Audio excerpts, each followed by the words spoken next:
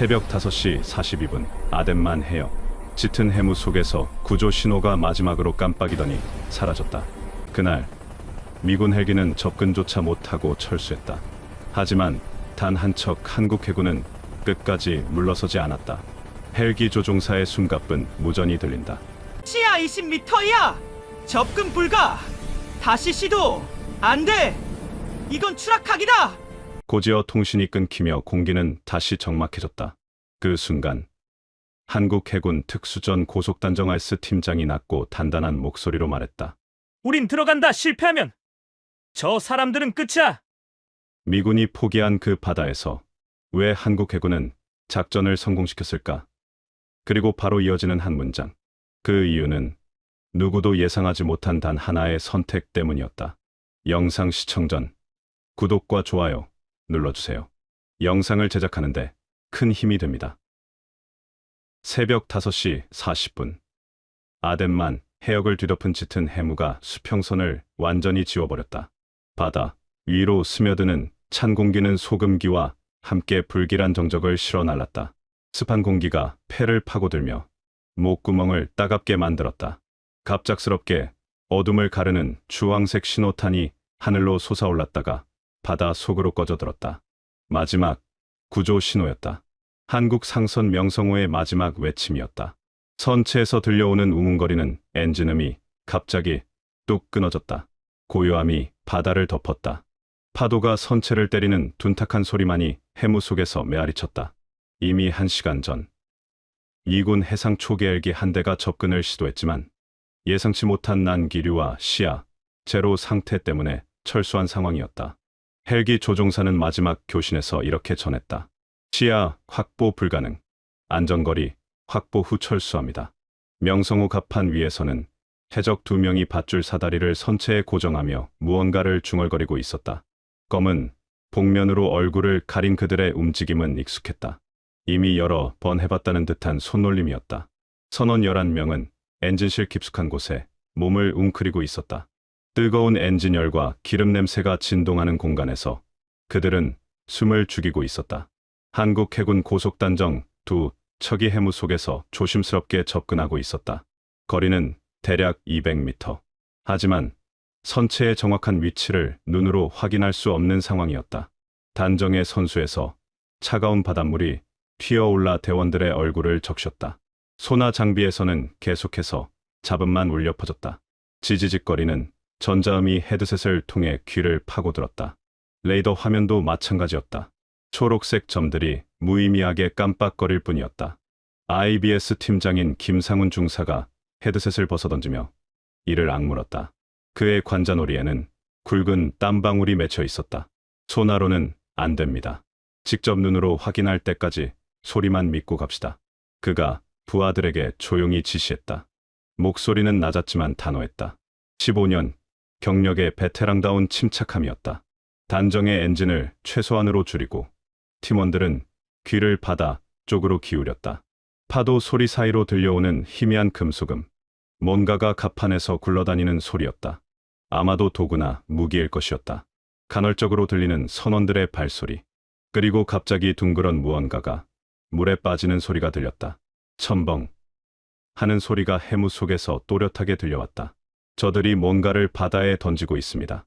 옆에 있던 박민수 상병이 긴장한 목소리로 보고했다. 그의 목소리는 떨리고 있었다. 첫 실전이었다. 김 중사의 얼굴이 굳어졌다. 눈가의 주름이 더 깊어졌다. 상황이 예상보다 훨씬 나빠지고 있었다. 해적들이 증거물을 없애고 있는 것일 수도 있었다. 아니면 더 나쁜 일을 준비하고 있는 것일 수도 있었다. 시간이 촉박했다. 선원들의 생명이 걸린 문제였다. 해무는 더욱 짙어져 가고 있었다. 김 중사는 손목 시계를 확인했다. 새벽 6시가 다가오고 있었다. 일출까지 1시간 남짓. 그때까지 모든 것이 끝나야 했다. 시간은 6시간 전으로 돌아간다. 그날 자정, 한국 시각으로는 오후 6시였다. 아덴만 해역은 연중 고온과 강한 조류, 그리고 예측 불가능한 해무로 악명 높은 바다였다. 수온은 섭씨 28도를 웃돌았고 조류는 시속 12km로 빠르게 흘렀다. 이 해역에서는 해적 사건이 한 달에 두세 번씩 발생했다. 대부분 소말리아 연안에서 출발한 소형 쾌속정들이었다. 한국 해군 구조팀은 구축함 대동해함에서 파견된 UDT 출신 특수수색조였다. 팀장 김상훈 중사는 서해 연평도 해역에서 13년간 복무한 베테랑이었다. 부팀장 이재민 하사는 동해 울릉도 구조 작전 경험이 풍부했다. 나머지 대원들도 모두 실전 경험이 있는 정예요원들이었다. 이들은 평소 한 달에 한 번씩 야간 침투 훈련을 반복해왔다. 특히 시야가 제한된 상황에서의 음향 추적 능력을 중점적으로 훈련받았다. 미군은 항공 지원을 담당하고 있었다. MH-60R 시오크 헬기 한 대가 항공모함에서 출격해 현장으로 향했다. 조종사는 아프가니스탄과 이라크에서 90여 차례 구조 임무를 수행한 경험이 있었다. 그러나 상선 명성호의 신호는 해적들이 통신 장비를 부분적으로 파괴해 정확도가 크게 떨어져 있었다. GPS 좌표는 몇 차례 오류를 일으켰고 실제 위치와 최대 500m까지 차이가 났다. 바다에서 500m는 시야가 좋을 때도 찾기 어려운 거리였다. 해무까지 끼면 거의 불가능에 가까웠다. 미군 헬기는 세 차례에 걸쳐 접근을 시도했다. 첫 번째 접근에서는 고도 100m까지 내려왔지만 갑작스러운 난기류에 휘말려 긴급 상승해야 했다. 두 번째 시도에서는 측면 바람이 초속 15m로 불어와 호버링이 불가능했다. 세 번째 시도가 가장 위험했다. 헬기가 고도 50m까지 내려왔을 때 로터 소음이 해적들에게 발각됐다.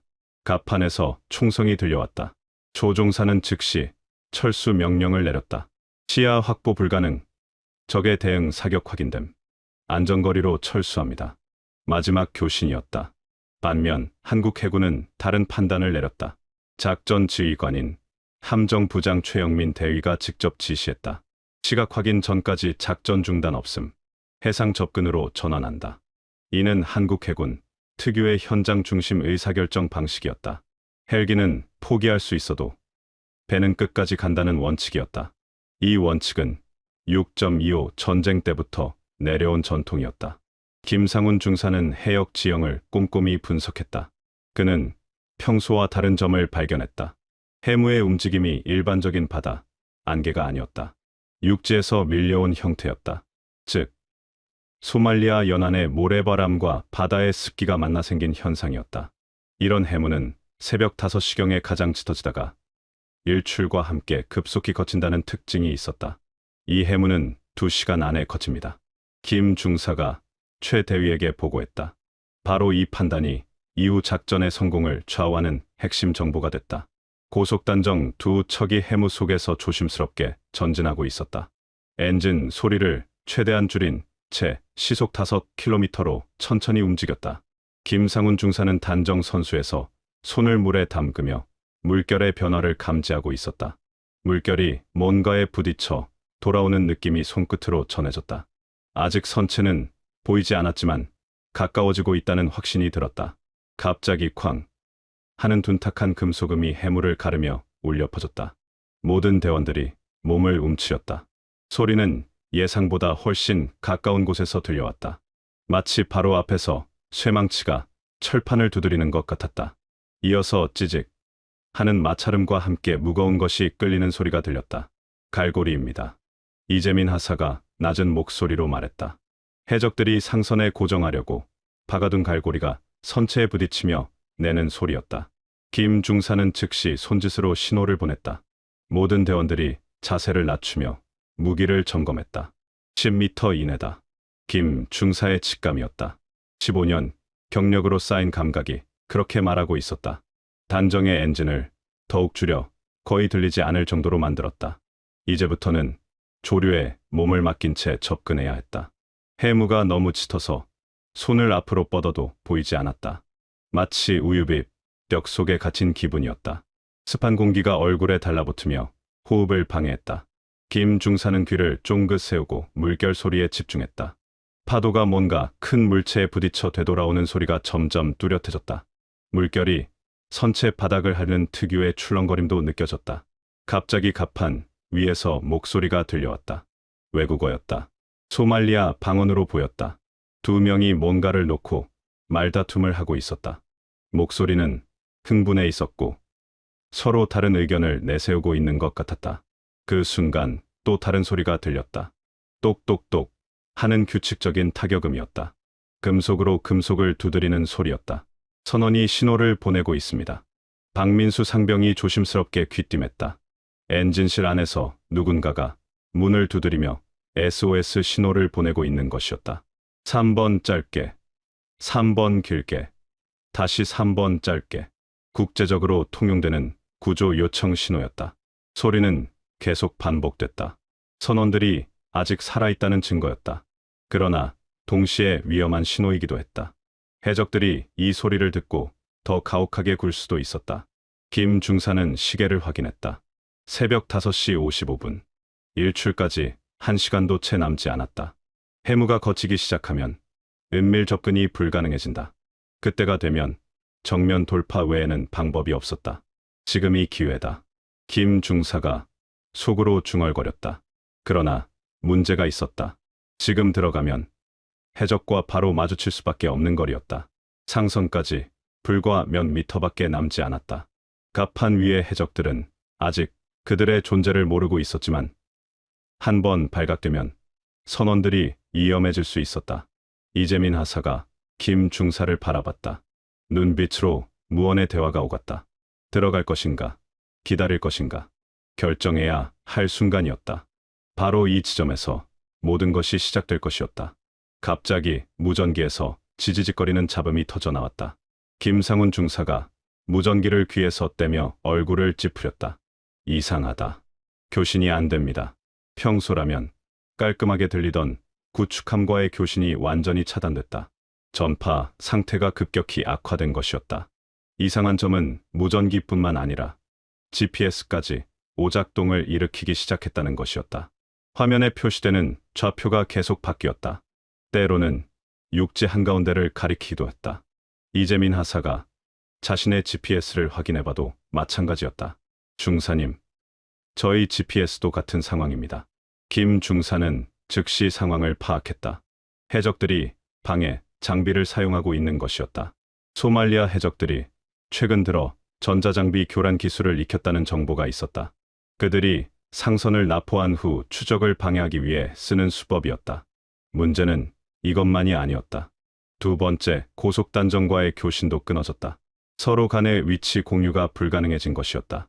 해무 속에서는 시각적 확인이 불가능했기에 무전 교신이 유일한 연락수단이었다. 이제 각 단정은 완전히 고립된 상태가 됐다. 더 나쁜 일이 벌어졌다. 해류의 방향이 바뀌면서 단정이 의도하지 않은 방향으로 밀려가기 시작했다.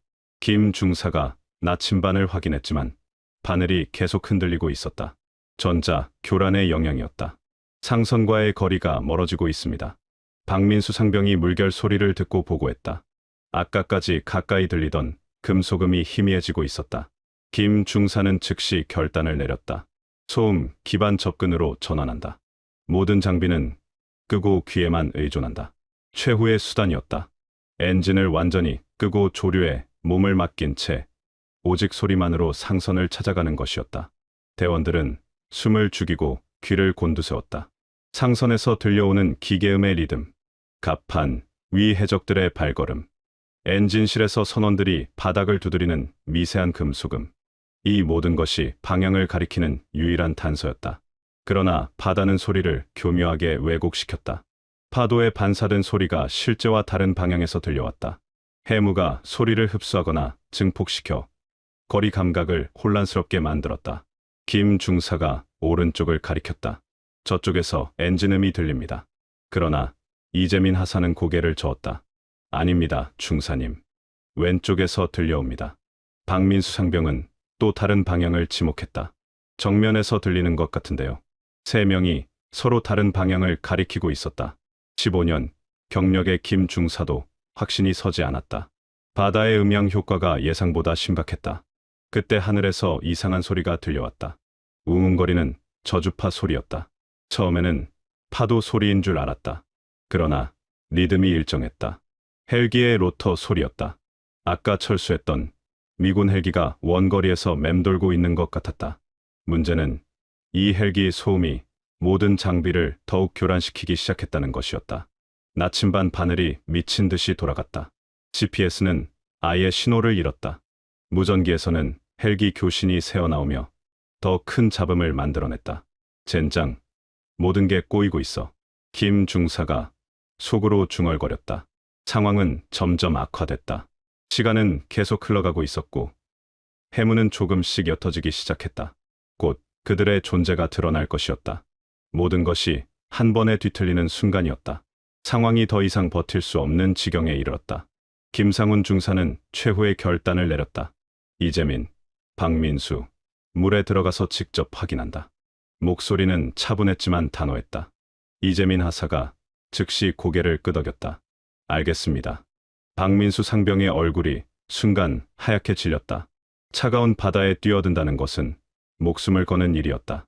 수온은 섭씨 15도, 체온 유지 한계선이었다. 게다가 해무로 인해 시야는 30cm도 되지 않았다. 손을 뻗어도 보이지 않는 상황에서 바다에 들어간다는 것은 자살행위나 다름없었다. 이재민 하사가 먼저 물에 뛰어들었다. 철퍼덕 하는 소리와 함께 그의 모습이 해무 속으로 사라졌다. 물은 예상보다 더 차가웠다. 순간 숨이 멎을 것 같았다. 젖은 군복이 몸에 달라붙으며 움직임을 방해했다. 하지만 그는 침착하게 헤엄을 쳤다. 동해에서 혹한기 훈련을 수없이 받아본 경험이 있었다. 박민수, 너도 들어가. 김 중사의 명령이 떨어졌다. 박민수 상병은 주저했다. 손이 떨리고 있었다. 첫 실전이었고 이런 극한 상황은 처음이었다. 군대에 온 지 겨우 1년. 아직 21살이었다. 고향, 부모님, 생각이 머릿속을 스쳤다. 김 중사가 그의 어깨에 손을 올렸다. 겁나는 건 당연해. 하지만 우리가 아니면 끝이다. 그 말은 한국 해군에서 흔히 들리는 전우의 핵심이었다. 혼자가 아니라는 것, 동료가 있다는 것. 그것이 두려움을 이겨낼 수 있는 유일한 힘이었다. 박민수 상병이 용기를 내어 물에 뛰어들었다. 차가운 물이 온몸을 감쌌다. 목구멍까지 올라온 공포를 억지로 삼키며 이재민 하사를 따라갔다. 두 사람은 해무 속에서 손을 뻗어 선체를 찾기 시작했다. 물속에서는 모든 소리가 왜곡됐다. 귀가 먹먹하고 방향 감각을 잃기 쉬웠다. 이재민 하사가 먼저 뭔가 딱딱한 것을 만졌다. 차가운 철판의 감촉이었다. 있다. 그가 물 위로 고개를 내밀며 소리쳤다. 선체였다. 명성호의 선저 부분이었다. 박민수 상병도 급히 그쪽으로 헤엄쳐왔다. 두 사람은 선체를 따라 이동하며 상선의 정확한 위치와 크기를 파악하기 시작했다. 길이는 대략 80m. 화물선치고는 중간 규모였다. 갑판까지의 높이는 약 4m. 밧줄 없이는 올라가기 어려운 높이였다. 바로 그때 갑판 위에서 해적들의 움직임이 더 빈번해졌다.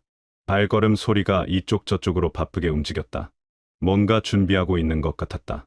외국어로 주고받는 대화 소리가 들렸다. 긴장감이 느껴지는 톤이었다. 선박 엔진실에서는 더 심각한 상황이 벌어지고 있었다. 선원들의 기침 소리가 점점 더 자주 들려왔다. 산소가 희박해지고 있었다. 엔진실은 밀폐된 공간이었고 11명이 몇 시간째 갇혀 있으면서 공기가 부족해지기 시작한 것이었다. 코, 마른 기침 소리가 철판을 통해 전해졌다. 나이 든 선원의 목소리 같았다. 아마도 기관장일 것이었다. 상황은 시급했다. 더 이상 지체할 수 없었다. 그런데 더 큰 문제가 발생했다. 갑판 위의 해적들이 상선을 버리고 도주할 준비를 하는 것 같았다. 선체가 미묘하게 흔들리기 시작했다. 아마도 그들이 가져갈 물건들을 정리하며 배를 흔드는 것 같았다. 이 흔들림은 물속의 이재민 하사와 박민수 상병에게 치명적 위협이 됐다. 파도가 그들을 선체에 부딪히게 만들었다. 쿵 하는 소리와 함께 박민수 상병의 어깨가 선저에 부딪혔다. 아픈 신음이 새어나왔다. 이재민 하사도 마찬가지였다. 철판에 등을 부딪히며 숨이 멎을 뻔했다. 김상훈 중사는 단정해서 이 모든 상황을 지켜보며 이를 악물었다. 동료들이 위험에 처해 있었다. 시간은 흘러가고 있었고 선원들의 상태는 점점 나빠지고 있었다. 이것이 바로 지옥도였다. 보이지 않는 바다에서 보이지 않는 적과 싸우는 극한의 순간. 그 시절 군대의 냄새와 공포, 그리고 동료에 대한 책임감이 가장 강하게 느껴지는 순간이었다. 물속에서 고생하던 이재민 하사와 박민수 상병을 단정으로 끌어올리는 순간, 김상훈 중사의 머릿속에 번뜩 떠오른 것이 있었다. 몇 시간 전 자신이 관찰했던 해무의 움직임 패턴이었다. 그때는 단순히 날씨 정보로만 생각했지만 지금 보니 그것이 핵심이었다. 잠깐, 이 해무는 육지에서 온 거였다. 김 중사가 중얼거렸다. 일반적인 바다 안개는 해수면에서 수증기가 올라와 형성되지만 지금의 해무는 소말리아 연안의 뜨거운 모래바람이 차가운 바닷물과 만나 생긴 것이었다. 이런 해무는 특별한 특징이 있었다. 육지에서 바다 쪽으로 일정한 방향성을 가지고 흘러간다는 것이었다. 즉, 해무의 흐름을 거꾸로 따라가면 해무가 가장 먼저 형성된 지점, 바로 수온 차이가 가장 큰 지점을 찾을 수 있다는 뜻이었다. 그리고 그런 곳에는 큰 물체, 즉 상선이 있을 가능성이 높았다. 김 중사는 즉시 결단을 내렸다. 엔진 끈다. 무동력으로 간다. 이재민 하사가 놀란 표정으로 물었다. 중사님, 그럼 조류에 떠밀려가는 건데요? 맞다. 바로 그게 포인트야. 김 중사의 확신에 찬 목소리였다. 미군 헬기가 실패한 이유는 능동적으로 위치를 찾으려 했기 때문이었다. 소음을 내며 강제로 접근하려 했고 해적들에게 발각됐다. 하지만 조류에 몸을 맡기면 자연스럽게 해무가 가장 짙은 곳, 즉 상선이 있는 곳으로 이동하게 된다는 계산이었다. 엔진이 완전히 꺼졌다. 고요함 속에서 단정은 조류를 따라 천천히 움직이기 시작했다. 방향은 해무가 흘러오는 반대 방향이었다. 바람의 냄새가 달라지기 시작했다. 처음에는 짠 바다 냄새만 났지만 점점 기름 냄새가 섞여들기 시작했다. 상선에서 새어나오는 연료 냄새였다. 맞다. 이 방향이다. 김 중사의 직감이 맞아떨어지고 있었다. 10분이 흘렀다. 해무는 여전히 짙었지만 조금씩 변화가 느껴졌다. 공기의 습도가 달라지고 파도의 패턴도 바뀌었다. 큰 물체가 근처에 있을 때 나타나는 현상이었다. 이재민, 하사와 박민수 상병도 긴장한 채 주위를 살폈다. 아직 아무것도 보이지 않았지만 뭔가 가까워지고 있다는 느낌이 들었다. 20분이 더 흘렀다. 그때 새로운 소리가 들려왔다. 물이 큰 물체에 부딪히며 나는 출렁거림 소리였다. 일정한 리듬으로 반복되는 소리였다. 선체에 파도가 부딪히는 소리였다. 있다. 김 중사가 조용히 말했다. 목소리에는 확신이 담겨 있었다. 그리고 정확히 90초 후 단정의 바닥이 미세하게 뭔가에 닿는 감각이 느껴졌다. 딱딱하고 차가운 감촉이었다. 금속이었다. 상선의 선저 부분이었다. 해무 속에서도 거대한 검은 그림자가 어렴풋이 보이기 시작했다. 명성호였다. 드디어 도달한 것이었다. 미군 헬기가 몇 시간 동안 찾지 못한 상선을 한국 해군이 찾아낸 순간이었다. 능동적 접근이 아닌 자연의 흐름을 이용한 수동적 접근법이 성공한 것이었다. 이것이 바로 한국 해군의 차별화된 노하우였다. 서해와 동해에서 수십 년간 쌓아온 경험, 자연과 함께 움직이는 지혜였다. 김 중사는 동료들을 바라보며 조용히 말했다. 도착했다. 간다. 목소리는 차분했지만 결의에 차 있었다. 이제부터가 진짜 시작이었다. 해적들과의 직접 대면이 기다리고 있었다. 하지만 가장 어려운 부분은 이미 극복했다. 이 순간이야말로 드라마적 클라이맥스였다. 불가능해 보였던 임무가 현실이 되는 순간이었다. 김상훈 중사가 손짓으로 신호를 보냈다. 이제부터는 완전한 무음 작전이었다. 이재민 하사가 밧줄을 꺼내 상선 측면에 고정했다. 박민수 상병도 긴장한 얼굴로 무기를 점검했다. 세 명은 숨을 죽이며 밧줄을 타고 올라가기 시작했다. 차가운 철판이 손바닥에 닿는 감촉이 생생했다. 갑판까지는 불과 4m 높이였지만 한없이 멀게 느껴졌다. 김 중사가 먼저 갑판에 도달했다. 해무 덕분에 해적들은 아직 그들의 존재를 눈치채지 못하고 있었다. 갑판 앞쪽에서 두 명의 해적이 큰 자루를 정리하며 서로 말다툼을 하고 있었다. 도주 준비를 하는 것 같았다.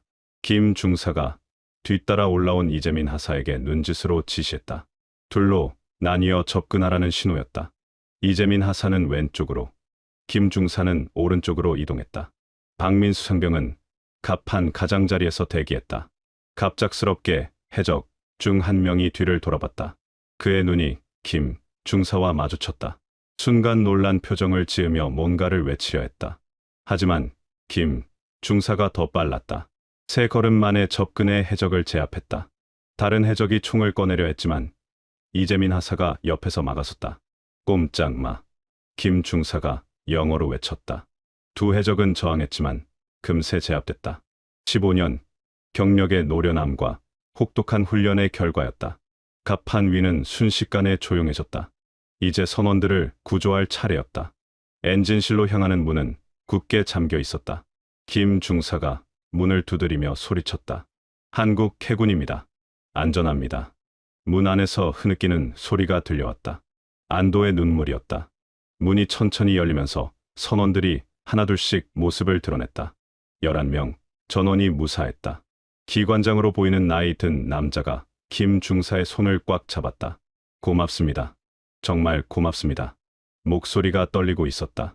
몇 시간 동안 죽을지도 모른다는 공포 속에서 지낸 시간이었다. 젊은 선원 한 명은 아직도 두려움에 떨고 있었다. 또 다른 선원은 탈진한 듯 바닥에 주저앉았다. 산소 부족으로 인한 것이었다. 하지만 모두 살아 있었다. 그것이 중요했다. 구조 신호가 구축함에 전달됐다. 통신이 복구된 것이었다. 구조 완료. 선원 11명, 전원 무사. 해적 2명 제압. 김 중사의 보고가 무전을 타고 흘러갔다. 구축함에서는 환호성이 터져나왔다. 상선 명성호는 한국 해군의 호의를 받으며 천천히 안전 구역으로 이동하기 시작했다. 해문은 조금씩 거치고 있었다. 수평선 너머로 희미한 햇살이 비치기 시작했다. 새벽이 밝아오고 있었다. IBS 팀원들은 갑판 위에 주저앉아 조용히 숨을 몰아쉬었다. 긴장이 풀리면서 온몸에서 힘이 빠져나갔다. 젖은 군복이 차가운 바람에 달라붙었다. 하지만 그 어떤 불편함도 지금의 안도감을 막을 수는 없었다. 박민수 상병이 하늘을 보며 중얼거렸다. 살았다. 하지만 김상훈 중사는 고개를 저었다. 그의 눈빛에는 다른 감정이 담겨 있었다. 살았다가 아니야. 김 중사가 선원들을 바라보며 조용히 말했다. 우린 지켜낸 거다. 그 말에는 단순한 생존 이상의 의미가 담겨 있었다. 누군가의 생명을 책임지고 끝까지 포기하지 않았다는 자부심이었다. 이것이야말로 군인의 진짜 가치였다. 자신의 안전보다 남의 생명을 먼저 생각하는 마음. 그것이 바로 그들이 그날 바다 위에 있었던 이유였다. 시니어층이 가장 소중히 여기는 가치. 책임감과 희생 정신이 고스란히 드러나는 순간이었다. 10년이 흘렀다. 김상훈은 이제 원사가 되어 해군 교육사령부에서 후배들을 가르치고 있었다. 머리에는 희끗희끗 백발이 섞여 있었고 얼굴에는 세월의 흔적이 깊게 새겨져 있었다. 그날의 기억은 여전히 생생했다. 아덴만의 차가운 해무와 선원들의 떨리는 목소리, 그리고 동료들의 숨소리까지 모든 것이 어제 일처럼 선명했다. 사무실 벽에는 그날의 사진이 걸려 있었다. 명성호 구조 작전 완료 후 촬영한 단체 사진이었다. 이재민은 지금 진해 해군기지에서 중사로 근무하고 있었다. 박민수는 전역 후 부산에서 작은 사업을 하며 평범하게 살아가고 있었다. 가끔 연락이 와서 안부를 묻곤 했다. 그들은 여전히 그날을 잊지 못하고 있었다. 김 원사는 종종 젊은 해군들에게 그날 이야기를 들려주곤 했다. 처음에는 무용담처럼 들리는 이야기였지만 시간이 지나면서 그 속에 담긴 진정한 의미를 깨닫게 됐다. 그날 바다에서 그들이 한 선택은 단순한 작전 수행이 아니었다. 누군가의 생명을 지키겠다는 의지의 표현이었다. 어느 봄날 오후 한 명의 젊은 하사가 김 원사를 찾아왔다. 원사님, 그날 미군 헬기는 왜 포기했을까요? 진지한 표정으로 묻는 질문이었다. 김 원사는 잠시 창밖을 바라봤다. 푸른 바다가 평온하게 펼쳐져 있었다. 그는 천천히 입을 열었다. 미군이 틀린 게 아니었고 우리가 맞았던 것도 아니다. 목소리는 차분했다. 단지 우린 후퇴할 수 없었을 뿐이야. 그 말에는 깊은 의미가 담겨 있었다. 미군에게는 다른 선택지가 있었다. 다른 방법으로, 다른 시간에 다시 시도할 수 있었다. 하지만 한국 해군에게는 그 순간이 전부였다. 그 바다에서, 그 시간에 그들이 하지 않으면 아무도 할 수 없는 일이었다. 그것이 바로 차이점이었다. 젊은 하사가 고개를 끄덕였다. 아직 완전히 이해하지는 못했지만 뭔가 중요한 것을 들었다는 느낌이 들었다. 김 원사는 계속 말했다. 그날 우리가 선택한 건 용기가 아니었어. 책임이었지. 용기는 순간의 감정이지만 책임은 평생 짊어져야 할 무게라는 뜻이었다. 그들은 선원 11명의 생명을 책임지기로 했고 그 책임을 끝까지 다했다. 그것이 군인의 본분이었다. 저녁이 되어 젊은 하사가 돌아간 후 김 원사는 혼자 남아 일기를 썼다. 그는 10년 동안 매일 그날의 기억을 조금씩 기록해왔다. 처음에는 작전 보고서 형태였지만 점점 개인적인 감정과 생각들이 들어가게 됐다. 왜냐하면 그는 알고 있었기 때문이다. 이런 이야기들이 기록되지 않으면 사라진다는 것을, 그리고 누군가는 기억해야 한다는 것을. 그날 밤 김 원사는 마지막 문장을 썼다. 우리가 그날 그 바다에 있었던 이유는 단 하나였다. 누군가가 우리를 필요로 했기 때문이다. 그리고 덧붙였다. 이것이 우리가 군인인 이유이고 이것이 우리가 기억해야 할 이유다. 창밖으로 보이는 바다는 여전히 평온했다. 하지만 그 평온 뒤에는 수많은 사람들의 희생과 헌신이 숨어 있었다. 그들이 지킨 것은 단순히 11명의 생명이 아니었다. 누군가를 지켜야 한다는 신념, 끝까지 포기하지 않는다는 의지, 그리고 서로를 믿고 의지한다는 동지였다. 이것들이야말로 진정으로 지켜야 할 가치들이었다. 김 원사는 일기장을 덮으며 조용히 중얼거렸다. 그날을 기억하는 사람이 있는 한, 그날의 선택은 의미가 있다. 바다 위로 별들이 하나둘 떠오르기 시작했다. 오늘 영상이 좋으셨다면 구독, 좋아요, 알림 설정 부탁드립니다. 감사합니다.